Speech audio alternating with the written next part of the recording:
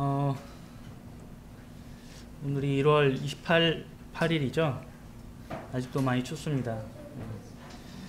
특히나 이제 그 올해 겨울 같은 경우도 온도가 이제 그 왔다 갔다 많이 하는 것 같아요. 한 추울 때는 영하 막 15도, 20도까지 뭐 근처 내려가기도 하고, 또 지지난 주엔가는 굉장히 또 따뜻하기도 했잖아요. 뭐 영상 막 5도 이상 이렇게 올라가기도 하는데, 그럴수록 건강 관리를 특별히 잘 해야 될 것 같습니다.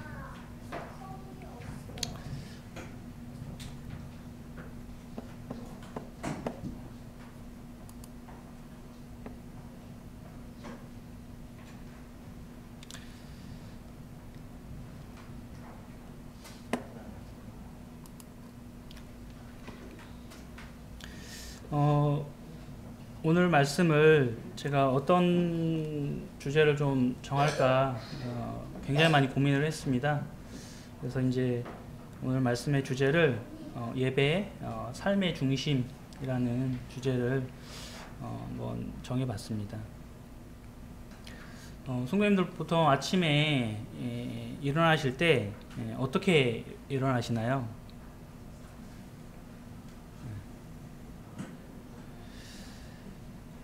요즘에는 이제 그 예전에 저 어릴 때는 그 알람 시계들 많이 썼잖아요.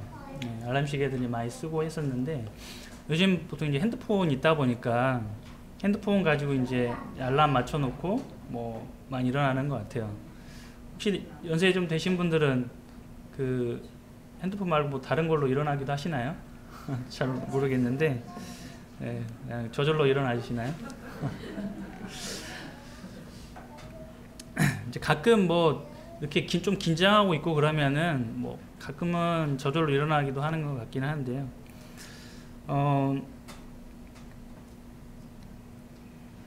기상을 할 때 그 하루를 시작을 하면서 엄청 이렇게 막 기대가 되고 설레고 이렇게 기쁜 마음이 드시나요? 아니면은 오늘 하루도 이렇게 엄청 힘들겠지. 그래도 뭐 살아야지. 일어나서 살아야지. 어떤 마음이 드세요, 보통? 뭐 그럴 때도 있죠. 뭐 힘든 일이 있으면 이렇게 좀 푸념하기도 하고, 그래도 내 일이니까 해야지, 내 맡겨진 일이니까 역할을 해야지, 이렇게 하루 시작하는 경우도 있겠죠. 그래서 우리를 뭐 세상 사람이든 성도님들이든 우리를 이렇게 아침부터 이렇게 깨어나게 하는, 그리고 깨어나서 이제 우리가 활동을 하잖아요. 움직이잖아요.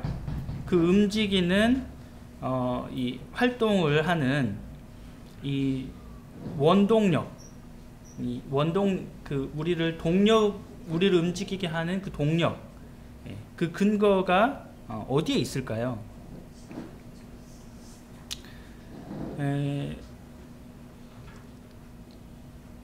어떤 사람들은 그 오늘 하루 당장 일을 하지 않으면 먹을 양식이 없을 수도 있죠. 그 다음 어떤 사람들은 내 결혼을 해서 처자가 있는데 이 처자를 또 먹여 살려야 되는 거죠. 그리고 이제 사회에서 내가 역할을 감당해야 될 부분이 있는 거죠. 내가 만약에 회사의 직장에서 내 역할을 감당 안 하면 누군가 다른 사람이 그 일을 더 해줘야 되잖아요. 그래서 그 책임, 사회적 책임을 다하고, 또는 그것을 통해서 내가 지역사회에서 인정받기 위한 그런 것들이 있는 거죠. 물론 우리 성도님들에게도요, 이런 역할이 다 부여되어 있어요. 직장 생활을 하고, 또 지역사회에서 살아가야 되고, 또 가족이 있고, 그 다음에 하루하루 벌어서 그걸 통해서 내 양식을 또 저축해야 되고, 또 이렇게 먹어야 되는 거죠. 이것은 세상 사람들이나 우리는 어때요? 동일하죠. 그렇죠. 동일한 거예요. 우리도 세상에서 살아가야 돼요. 우리 이렇게 생활하지 않고는 우리는 살아갈 수 없습니다. 우리에게 그 역할은 다 동일하게 부여가 되어 있어요. 그렇다 그러면 우리 구원받은 성도님들에게 있어서 이것 말고 아침부터 우리가 뭐 알람을 들었든 또는 긴장해서 일어났든 스스로 일어났든 깨어났든 아침부터 이렇게 깨어나서 우리가 움직이게 하는 어떤 힘의 근원, 이것이 어디에 있겠냐는 것이죠. 앞에 것들은 세상과 동일한 것이죠. 우리에게 만약 그것만 있다 그러면 우리는 구원받지 않은 사람과 똑같은 거죠. 그러면 우리에게 추가적으로 더 있는 것은 무엇이냐는 것이죠. 그래서 이런 의미에서 저는 오늘의 말씀을 처음 말씀드렸던 것처럼 예배, 삶의 중심으로 예배에 대해서 살펴보는 시간을 가져보도록 하겠습니다.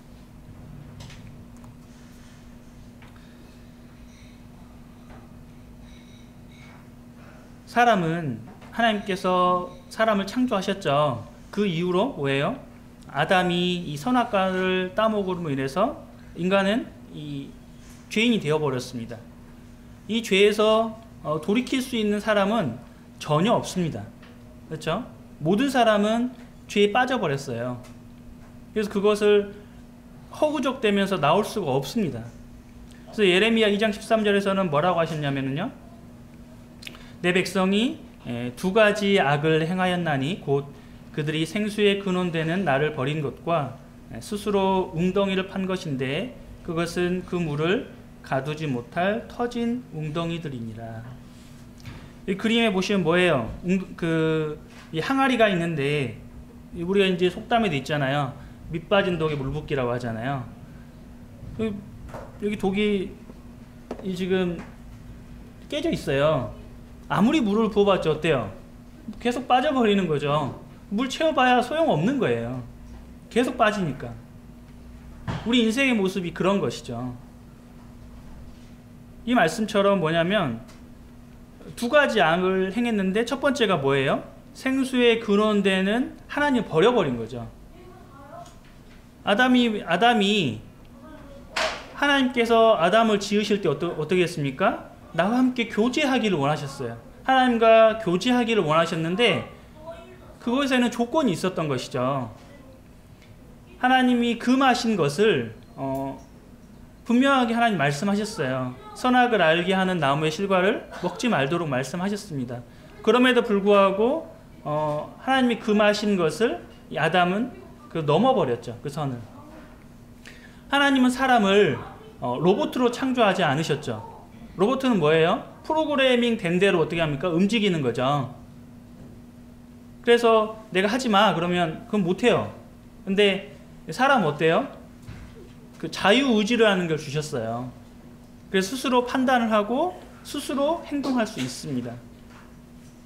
그래서 하나님께서는 그러한 자유의지를 통해서 하나님께 나오기를 원하셨는데 아담은 그렇게 하지 못했죠.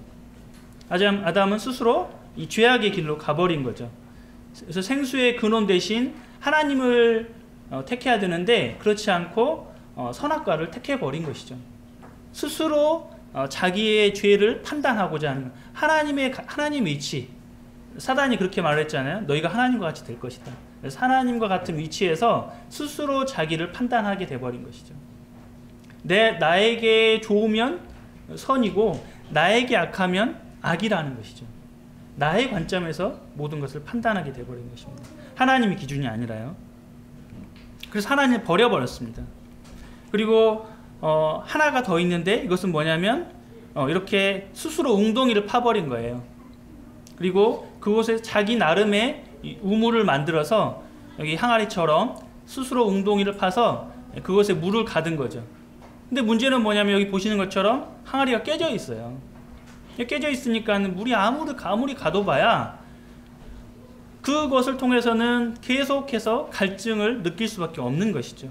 계속해서 물이 빠져버리니까요.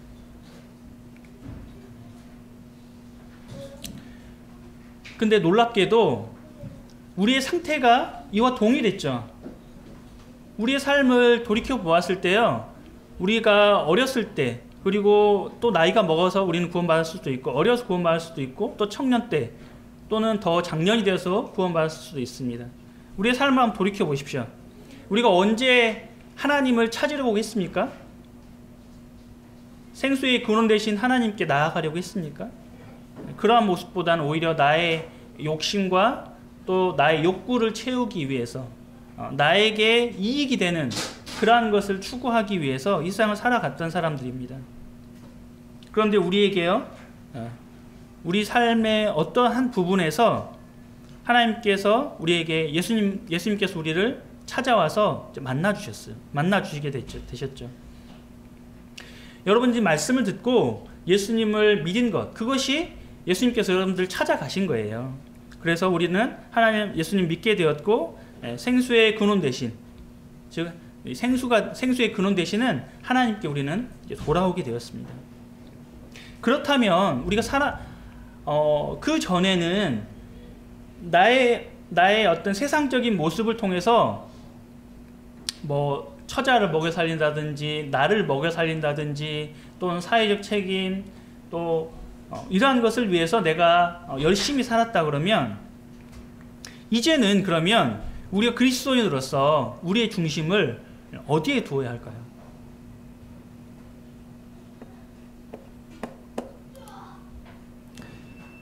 이 그림은 뭐냐면 태양계죠. 많이 뭐 보셨던 그림이 되겠죠. 이런 그림들 많이 보셨겠죠. 여기 보시면 세 번째, 얘가 지구죠. 얼스라고 하는 지구가 보이고 있습니다. 지구는 뭐예요? 여기 이제 중앙에 태양이 있고, 뭐 태양이 이거보다 훨씬 더 크죠. 훨씬 더 큰데 태양이 그냥 조금 작게 표현이 된 것 같습니다. 그림상으로는 태양이 이거보다 훨씬 더 큽니다. 그래서 뭐냐면 이 궤도가 있죠. 태양을 중심으로 뭐 수성, 금성, 그다음에 지구, 뭐 화성 이런 식으로 이제 다 각자의 궤도가 있어요. 그렇죠? 이 궤도가 있어서 이 태양을 중심으로 이제 회전을 하는 것이죠.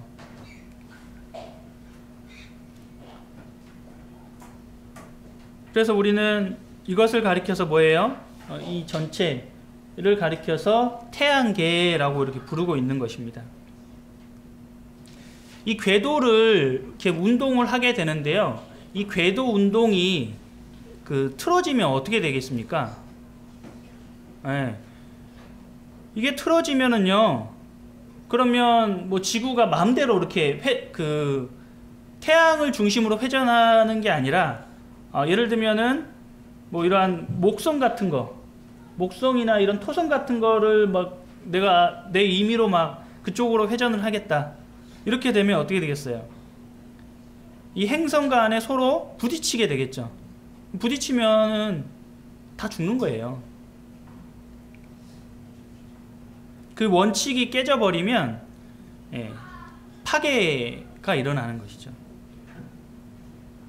이렇듯 저 중심이 틀어지면은요, 모든 것이 망가지게 되는 것입니다. 그래서 우리의 삶 가운데서도요, 중심이 필요합니다. 중심이 없으면 뭐 어떻게 된다고요? 망가진다고요. 파괴된다고요. 그래서 우리는 어떤 사람들이었습니까? 세상의 가치의 중심이 아니라 그리스도로 우리의 중심을 삼겠다고 우리는 선포했죠. 그렇게 믿었잖아요. 그렇게 믿기로 작정했잖아요. 그리고 그것을 하나님께서 우리를 받아주셨죠. 그리고 그 삶에 들어갔을 때, 예수 그리스도로 우리의 중심을 잡은 그 삶으로 들어갔을 때 우리의 삶은 어떻게 한다고요? 안정될 수 있습니다. 그리고 우리 삶은 흔들리지 않습니다. 그와 반대의 상황에 놓였을 때 우리 삶은 어떻게 된다고요? 혼돈스럽고 망가지게 되는 거예요.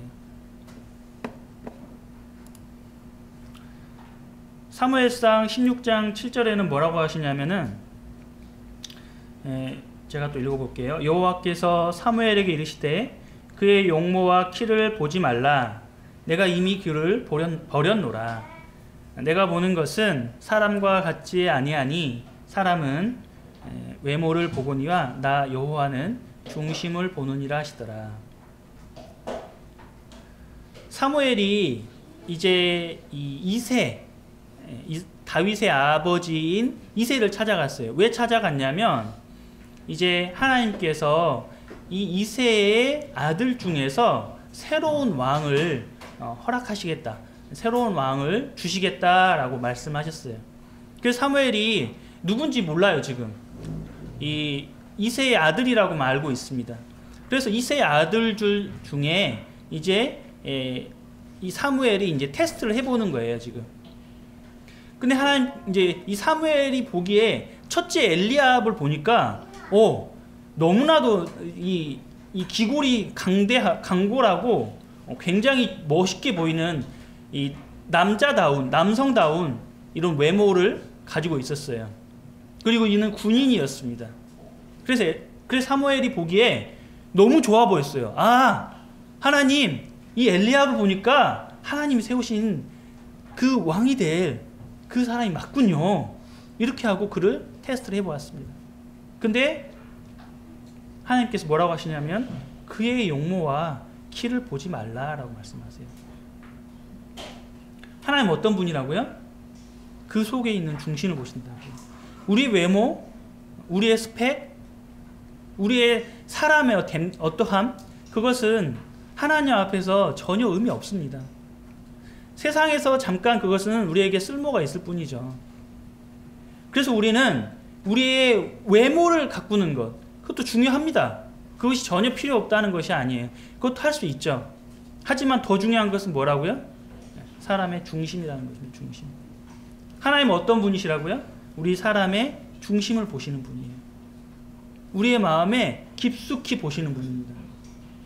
우리의 이 뇌와 폐부를 찔러서 보시는 분이 바로 하나님이시라는 것이죠.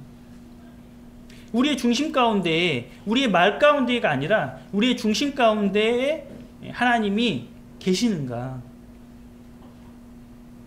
바리새인과 어때요? 사두개인도 어떻습니까? 그들의 말은 어떻습니까? 굉장히 바른 말을 많이 했죠. 하지만 그들의 삶이 어떻습니까? 하나님께서는 우리의 중심을 보시는 것이죠. 밑에 그림을 보니까 어떤 그림이에요? 다윗인데 다윗이 달밤에 이제 양들을 이렇게 양이거든요. 양들을 보면서 이제 하프를 타고 있는 그런 모습인데 굉장히 평온한 모습이라고 생각할 수도 있지만 굉장히 힘들어요.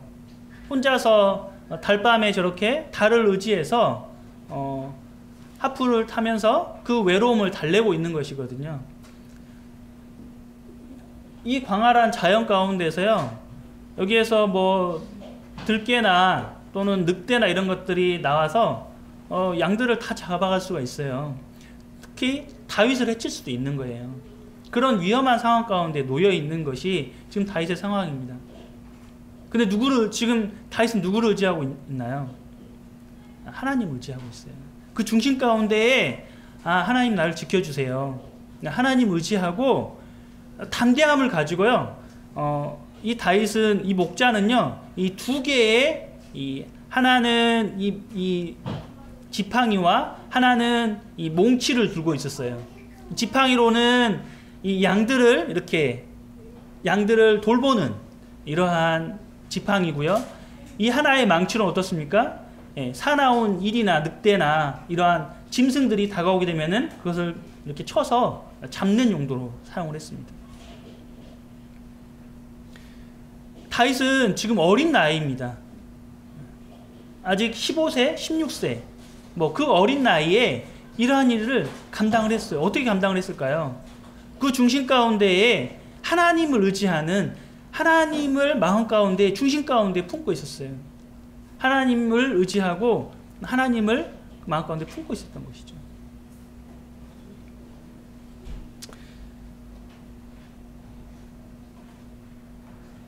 다윗은 이 이새의 아들 중에 8째로서 막내입니다. 그럼에도 불구하고 사람은 방금도 말씀드렸지만 어떤 사람의 용모나 또는 그의 키, 그의 지식, 그의 능력 이것을 보지만은 하나님은 어떤다고요?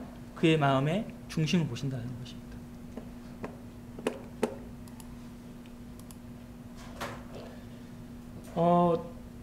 잠깐 동안 이제 좀 여행을 떠나보려고 하는데요. 아주 멀고 아주 또 가까운 여행을 한번 떠나볼 거예요. 한번 영상을 한번 시청을 해보겠습니다.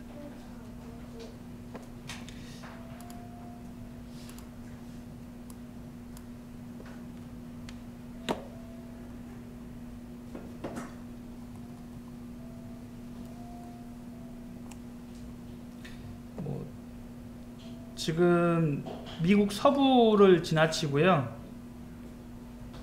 그다음에 지구가 보이죠? 좀 있으면 이제 달의 궤도가 보이고요.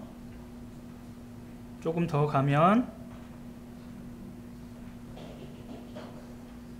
태양계를 벗어나고 있고요. 그다음 다시 이제 더 가면 태양계도 이제 멀어지죠. 그리고 이제 태양뿐만 아니라 태양은 항성이라고 그러죠. 빛을 스스로 내는 여러 항성들이 보이고 있고요. 그리고 이제 이 태양계가 속한 우리은하라고 그렇죠. 우리은하가 보이고 있고요. 은하계에서 중심이 보이고 있죠. 우리은하의 중심. 그리고 우리은하를 더 벗어나면 여러 은하들이 보이고 있죠. 지금 이 그림은 은하의 군집입니다. 이 은하의 군집들이 우주에는 수천억 개가 존재한다고 합니다. 다시금 가까이 가는 거예요. 우리 은하를 지나서 여러 개의 항성들, 빛이 존재한다고 그랬죠. 그리고 다시 태양계를 지나쳐서 지구로 향해 가고 있습니다. 이제 지구가 보이죠. 그리고 미국 서부 샌프란시스코, 다시 이제 여자의 눈으로 들어가서 하나의 조직을 한번 살펴볼 거예요. 눈에 혈관들이 이제 보이죠. 혈관들을 들어가서 혈관의 세포 조직, 그리고 백혈구 속으로 들어가면은 미토콘드리아나 또는 DNA가 보이고요. DNA 속에 들어가면은 이제 원자들이 보이겠죠. 그리고 그 원자 내부에는 핵이 존재할 거예요. 지금 핵을 찾아서 쭉 가보는 거예요. 저 멀리 가보면 이제 핵이 나타났죠. 핵의 내부에는 양성자와 중성자, 그리고 그 내부에는 이 쿼크가 보일 거예요. 그리고 다시 이제 처음 그림으로 돌아가는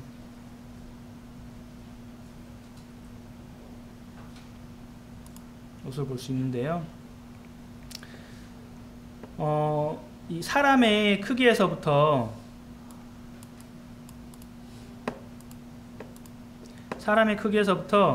우린 우주 끝까지, 그리고 다시 사람의 크기로, 그 다음에 다시 사람 내부로 물질을 이루고 있는 가장 작은 단위인 원자핵, 그리고 그 내부까지 여행을 해보았습니다.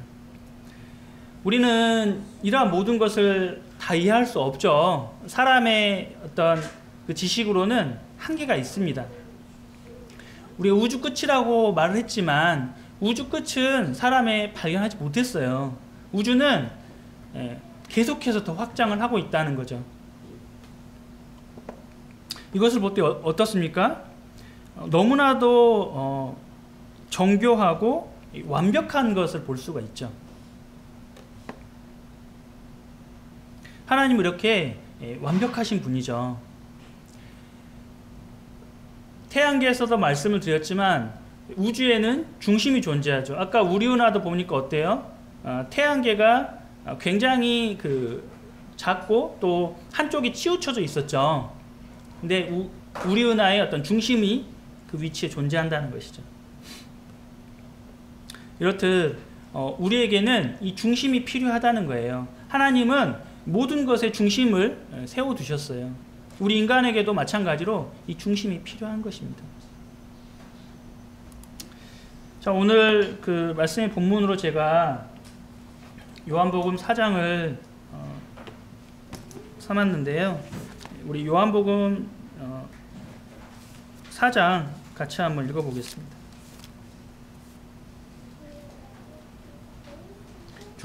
주보를 참조하셔도 되고요. 성경책을 꺼내셔서 찾으셔도 됩니다. 요한복음 4장 20절부터요. 24절까지 같이 한번 읽어보도록 20절부터 24절입니다. 자, 시작. 우리 조상들은 이 산에서 예배하였는데 당신들의 말은 예배할 곳이 예루살렘에 있다 하더이다. 계속해서 이르시되 여자여 내 말을 믿으라.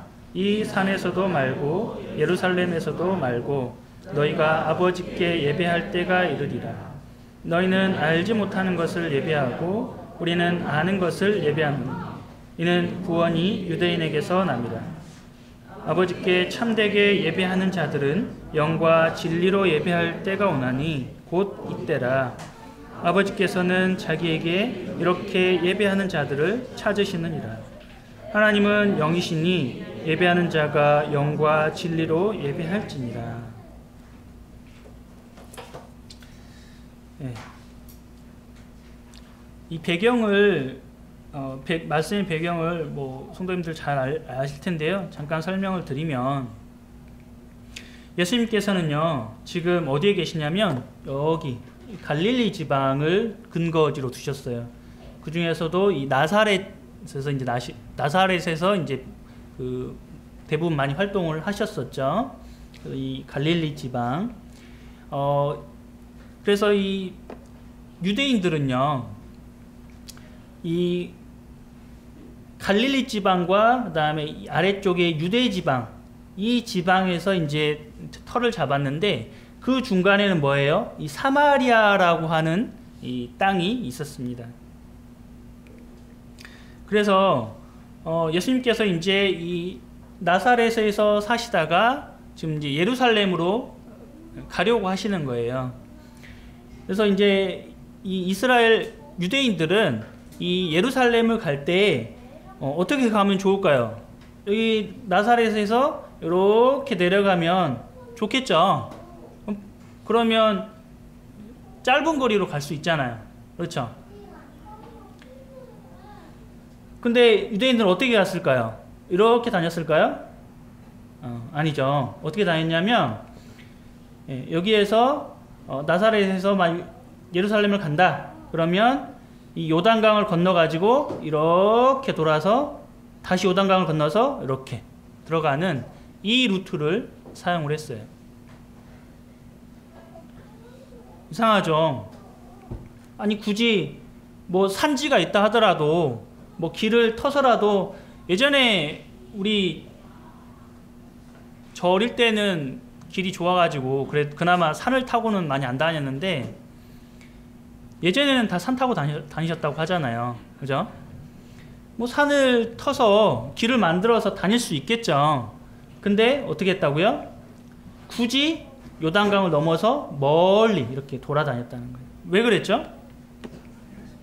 왜 그랬냐면 이 유대인들은 이 사마리아인들과 상종을 하지 않았어요. 여러분들 혹시 이 세계 민족 중에 저 민족은 정말 싫어 이렇게 하는 민족이 있으신가요? 그 나라는 쳐다보기도 싫어. 우리나라 사람들은 이제 그렇지는 않은 것 같아요. 내가 이렇게 핍박을 받았다 하더라도 그냥 이 큰 넓은 마음으로 내가 받아주고 이해해줘야지 이렇게 좀 넓은 마음들이 많이 있으신 것 같은데 지금 이 이스라엘이 멸망을 하면서 이 사마리아 땅에는 이제 여러 백성들이 이렇게 섞여 있었어요.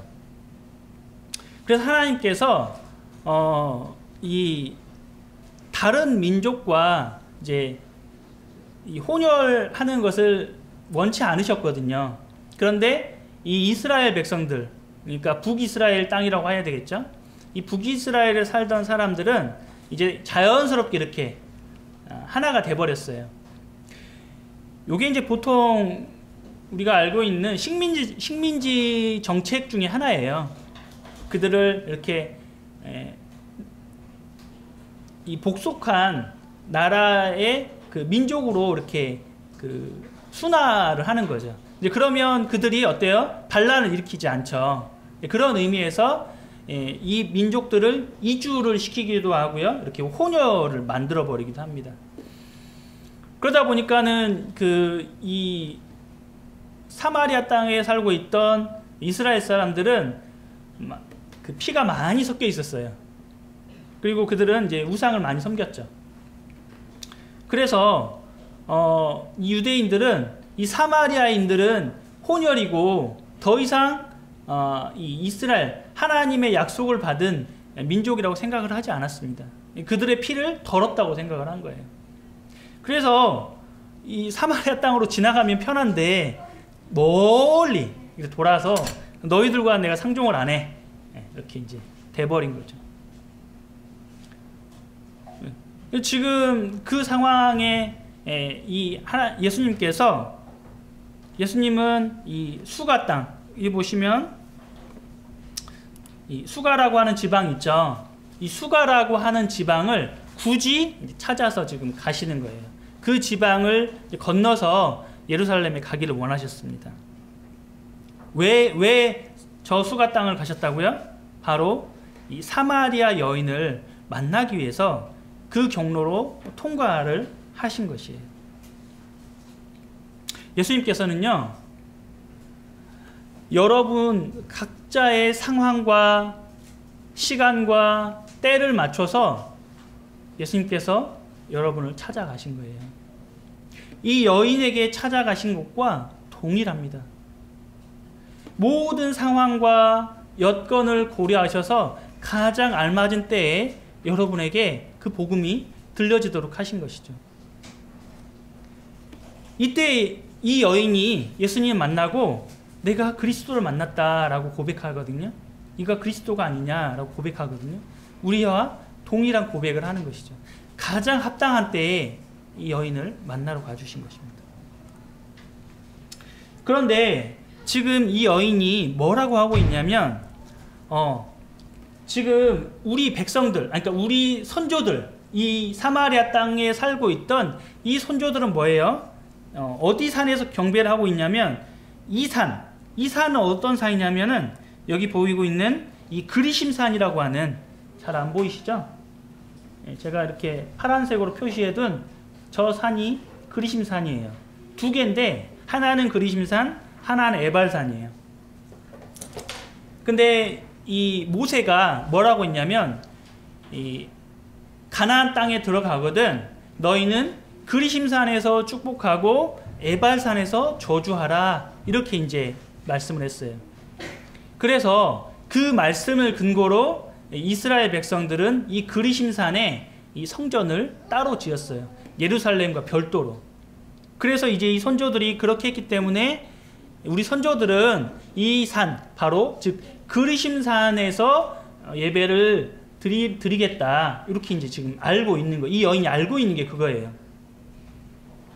하지만 예수님께서 이 산도 아니고 예루살렘도 아니고 이 진정 참으로 아버지께 참되게 예배하는 자들은 영과 진리로 예배할 때가 온다라고 지금 말씀하고 있는 거예요. 그때가 언제예요? 지금이라는 거예요. 지금. 예수님을 드러내신 지금이 바로 그때라고 말씀을 하시는 것입니다. 그래서 우리가 하나님을 만난 그때, 이 여인이 예수님 만난 그때가 바로 지금입니다.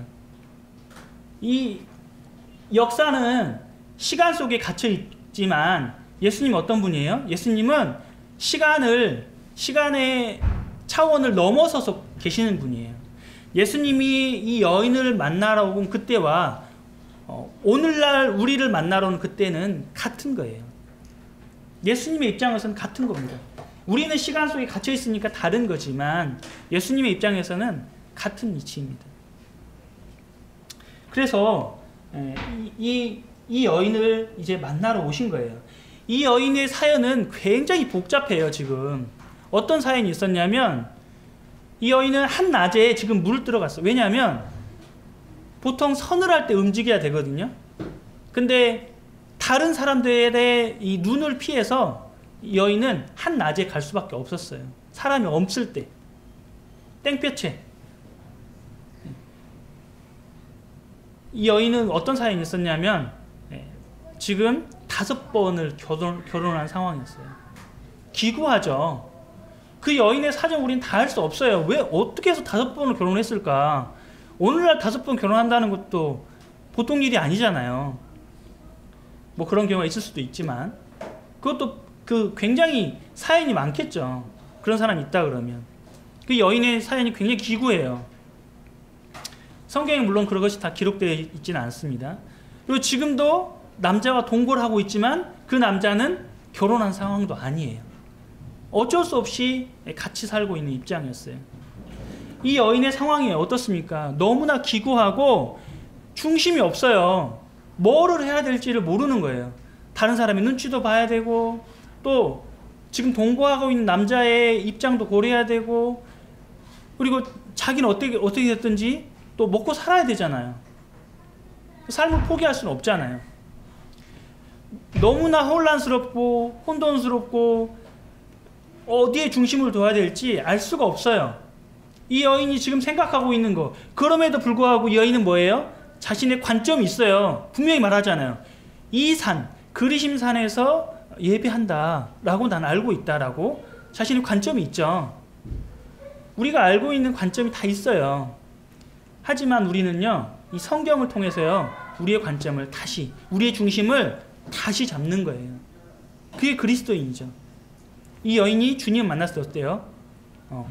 그 중심을 다시 잡잖아요. 아무리 생수를 퍼다 날라도 그 여인은 만족함이 없어요. 아무리 그가 5번 결혼했다 할지라도 어때요? 만족함이 없는 거예요. 그 여인의 우리가 사정을 정확히 알 수는 없지만, 드디어 예수님 만난 그때, 그 생수의 근원 대신 예수님 만났을 때, 아, 당신이 그리스도시군요 라는 고백을 하게 되는 것이죠. 그리고 그는 다시 자신의 고을로 들어가서 어떻게 합니까? 주님을 드러내는 삶을 살게 됐죠.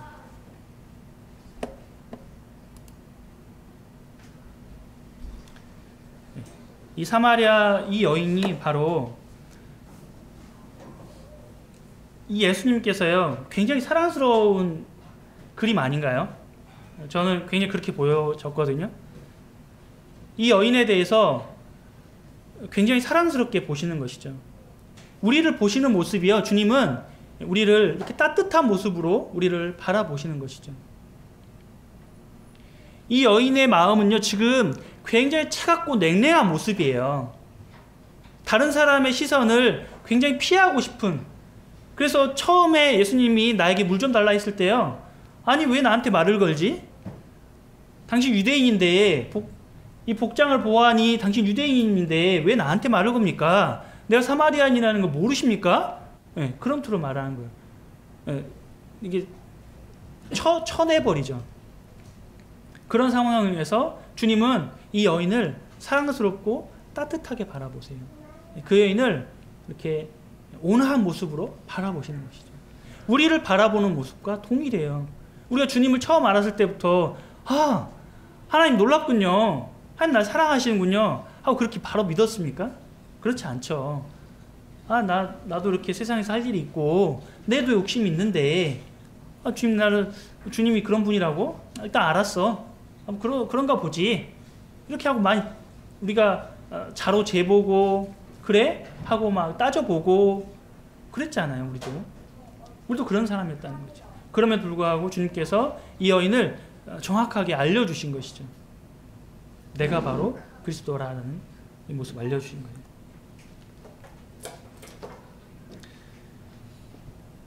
이 모습은 뭐냐면 성막의 모습인데요. 하나님께서 이스라엘 백성들을 애굽에서 왜 탈출하도록 능력을 베풀어 주셨죠? 하나님께서는요, 출애굽 3장 12절에서는 이 애굽에서 인도하여 내서 너희들이 하나님을 섬기는 백성, 하나님의 백성, 이 성막을 통해서 하나님을 섬기도록, 이것이 내가 너희를 보낸 증거다라고 말씀하셨죠. 그래서 지금 이 모습을 보면 어때요? 이 성막을 중심으로 이 바깥쪽으로 어때요? 텐트들이 쭉 쳐져 있죠. 이것이 성막을 중심으로 한 이스라엘 백성들의 삶이에요.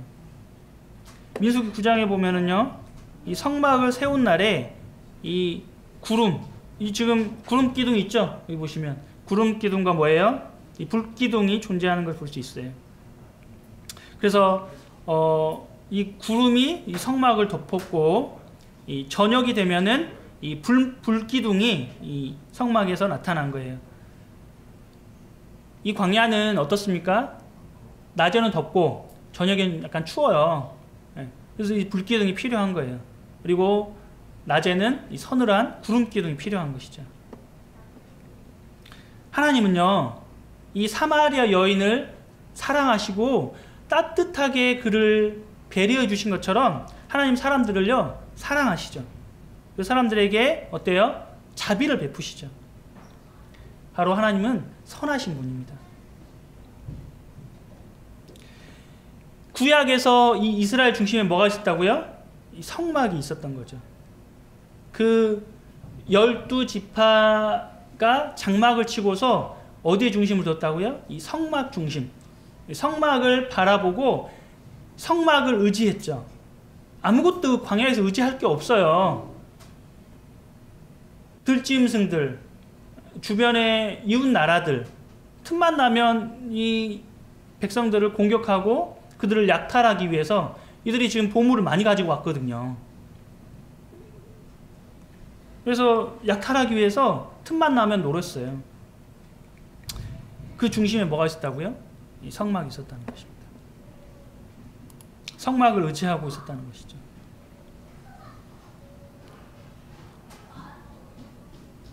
이 그림은 이제 처음에 보셨던 그림이죠. 이 그림은 뭐냐면 6월절 만찬의 그림입니다. 누가복음 22장 13절부터 15절까지 제가 잠깐 읽어보면요, 그들이 나가 그 하신 말씀대로 만나 유월절을 준비하니라. 때가 이르매 예수께서 사도들과 함께 앉으사 이르시되 내가 고난을 받기 전에 너희와 함께 이 유월절 먹기를 원하였노라. 예수님께서는 제자들과 함께 이 유월절을 함께 하길 원하셨어요. 너무나 그것을 고대하셨습니다. 그리고 이제 때가 되어서 그 유월절을 함께 하셨습니다. 오늘도 우리는 주의 만찬을 대하셨죠. 이 그리스도인의 중심은 뭐예요? 바로 예배입니다. 그리스도인의 중심은 교회이고 그 교회에서의 중심은 바로 예배입니다. 우리 많은 주의 만찬을 행하면서 이 고린도서 11장을 많이 읽죠. 내가 너희에게 전하는 것은 주께 받은 것이니 곧 주 예수께서 잡히시던 밤에 떡을 가지사 축사하시고 떼어 이르시되 이것은 너희를 위하는 내 몸이니 이것을 행하여 나를 기념하라 하시고 식후에 또한 그와 같이 잔을 가지시고 이르시되 이 잔은 내 피로 세운 새 언약이니 이것을 행하여 마실 때마다 나를 기념하라 하셨으니 너희가 이 떡을 먹으며 이 잔을 마실 때마다 주의 죽으심을 그가 오실 때까지 전하는 것이니라.